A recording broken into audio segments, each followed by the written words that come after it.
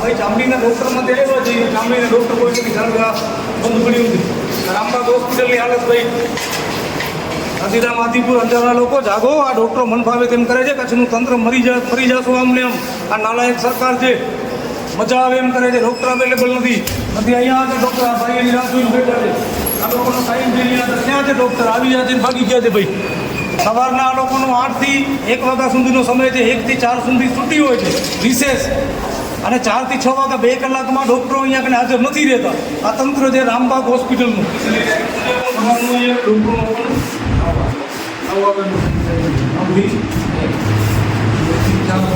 હમણાં નીકળે સવારના પહેલી રજા દીધી નથી, કાલે આપી દીધી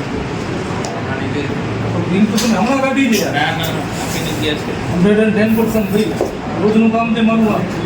આ તંત્ર છે ભાઈ અહીંયા કને સમયે ડૉક્ટર કરીને છે રજા ઉપર અમે અહીંયા કને સર્વે કર્યું ત્યારે બતાવ્યું. હમણાં બનાવેલું નકલી જાગર છે, નકલી રજા ટીચિંગ કહેવાય.